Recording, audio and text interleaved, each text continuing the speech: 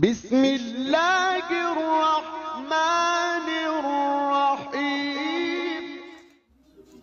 نحمده ونصلي على رسوله الكريم اما بعد فقد قال الله تبارك وتعالى في القرآن المجيد والفرقان الحميد اعوذ بالله من الشيطان الرجيم بسم الله الرحمن الرحيم ورتل القرآن ترتيلا وقال النبي صلى الله عليه وسلم من قام رمضان إيمانا واحتسابا غفر له ما تقدم من ذنبه وما تأخر أو كما قال عليه الصلاة والسلام۔ میرے محترم بزرگوں اور دوستو،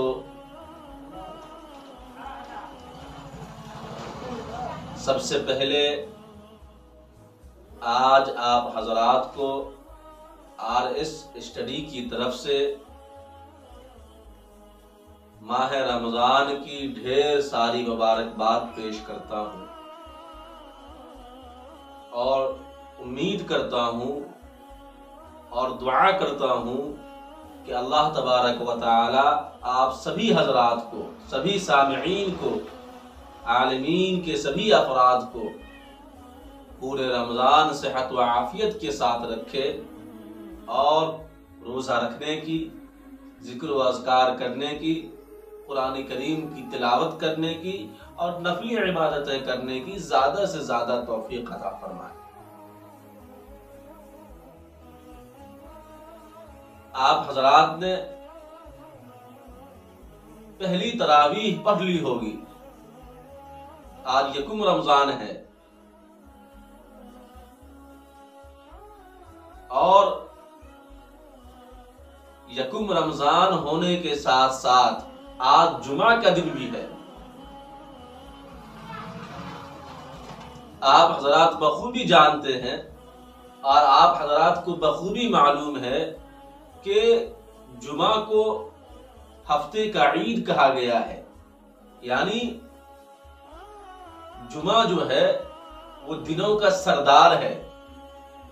اور ہفتے کا عید ہے۔ تو آج جمعہ بھی ہے اور یکم رمضان بھی ہے، اس لیے آپ حضرات جمعہ کے دن سورہ کہف کی تلاوت کریں۔ جمعہ کے دن اگر کوئی شخص سورہ کہف کی تلاوت کر لیتا ہے، اللہ کے رسول فرماتے ہیں کہ اگر کوئی شخص جمعہ کے دن سورہ کہف کی تلاوت کرتا ہے تو وہ جس جگہ سے تلاوت کرتا ہے وہاں سے لے کر مکہ تک پورا نور پھیل جاتا ہے۔ اور ایک دوسری حدیث میں ہے کہ اگر کوئی شخص جمعہ کے دن سورہ کہف کی تلاوت کرتا ہے، پابندی کرتا ہے سورہ کہف کی تلاوت کرنے کا، تو وہ شخص دجال کی فتنوں سے محفوظ رہے گا، دجال کے فتنوں سے وہ مامون رہے گا۔ اور ایک دوسری حدیث میں ہے کہ اگر کوئی شخص جمعہ کے دن سورہ کہف کی تلاوت کرنے کا پابندی کرتا ہے تو اس جمعے سے لے کر کے اس جمعے تک مکمل پورے ہفتے اس کا نور جگمگاتا رہے گا۔ اس لیے میرے محترم بزرگوں دوستو، آج جمعہ کا دن ہے، آپ سورہ کہف کی ضرور تلاوت کریں اور جب بھی جمعہ کا دن ہو آپ سورہ کہف کی تلاوت کریں، انشاءاللہ آپ حضرات دجال کے فتنوں سے محفوظ رہیں گے۔ ابھی جو مجھے سر دست آپ حضرات کے سامنے بیان کرنا ہے وہ یہ ہے کہ تراویح اور قرآن کریم کی تلاوت یہ رمضان کا ایک خاصہ ہے، رمضان کے ساتھ اس کو مناسبت ہے۔ شہر رمضان الذی انزل فیہ القرآن ھدی للناس وبینات من الھدی والفرقان فمن شہد منکم الشہر فلیصم۔ اللہ فرماتا ہے کہ رمضان کا مہینہ وہ مہینہ ہے انزل فیہ القرآن، جس میں قرآن کریم کو اتارا گیا، قرآن کریم نازل کی گئی، ہدی للناس، یہ قرآن کریم لوگوں کے لیے ہدایت ہے، وبینات من الہدی والفرقان۔ تو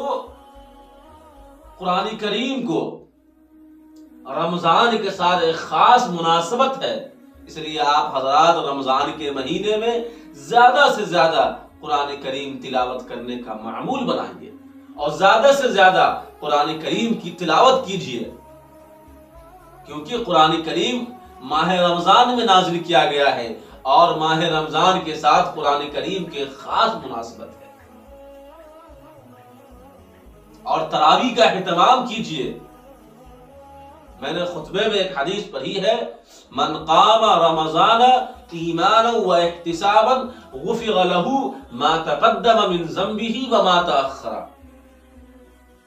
اللہ کے رسول صلی اللہ علیہ وسلم ارشاد فرماتے ہیں کہ لوگوں، من قام رمضان، جو شخص رمضان کے مہینے میں تراویح کا اہتمام کرتا ہے، ایمان کے ساتھ، یعنی اللہ پہ یقین رکھتے ہوئے، وہ احتساباً اور ثواب کی امید رکھتے ہوئے،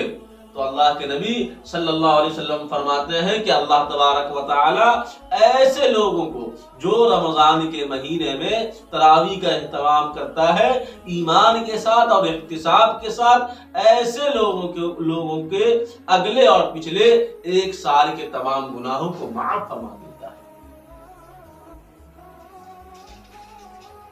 یعنی گزشتہ رمضان سے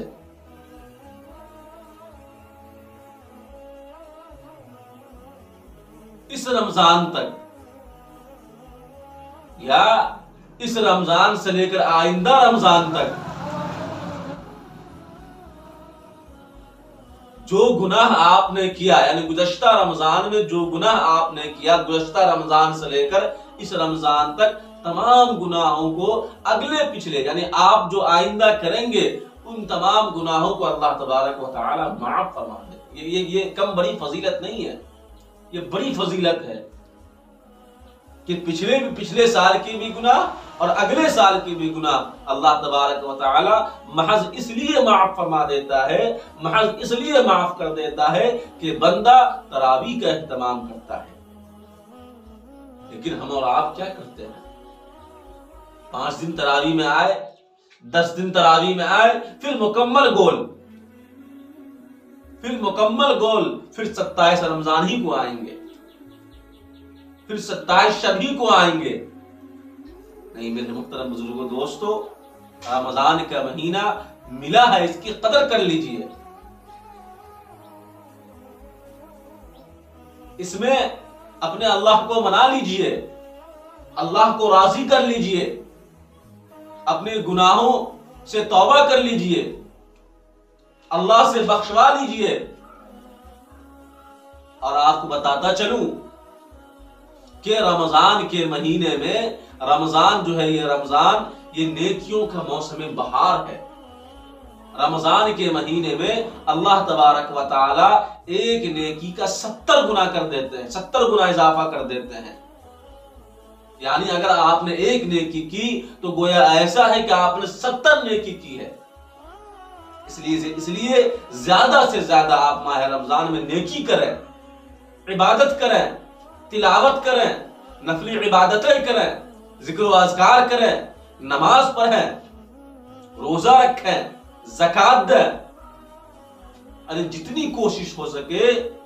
اپنے استطاعت کے بقدر آپ نیکی کریں اور آپ اپنے اللہ کو منا لیں، راضی کر لیں، ہو نہ ہو آئندہ رمضان ہم زندہ رہے یا نہ رہے۔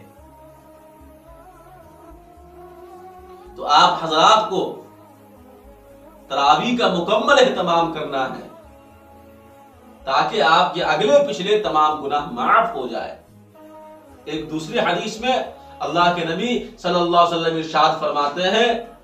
کہ الصوم والقرآن یشفعان، کہ لوگوں یاد رکھنا جب قیامت کا میدان ہوگا، قیامت قائم ہوگا، سارے لوگ پریشان حال ہوں گے، اس دن روزہ اور قرآن اللہ تبارک و تعالی سے سفارش کرے گا، بلکہ ایک دوسری حدیث میں ہے کہ اللہ تبارک و تعالی سے جھگڑے گا۔ سفارش اور جھگڑا کرنے کا کیا مطلب ہے؟ یعنی روزہ اس آدمی کے بارے میں جس نے روزہ رکھا ہے یہ کہے گا کہ اللہ تبارک و تعالی اس نے صرف آپ کی خوشنودی کے لیے، آپ کی رضا کے لیے، صرف آپ کی رضا کے لیے اور آپ کو راضی کرنے کے لیے اس بندے نے گرمی کی خوب شدت میں بھوک اور پیاس کو برداشت کیا، جبکہ ان کے پاس کھانے کے بھی سامان تھے، پینے کے بھی سامان تھے، لیکن انہوں نے صرف آپ کی رضا کے لیے اور آپ کی خوشنودی کے لیے اس گرمی کی شدت میں بھوک اور پیاس کو برداشت کیا ہے۔ آپ اس بندے کے گناہوں کو معاف فرما کر کے اس کو جنت میں داخل کر دیجیے۔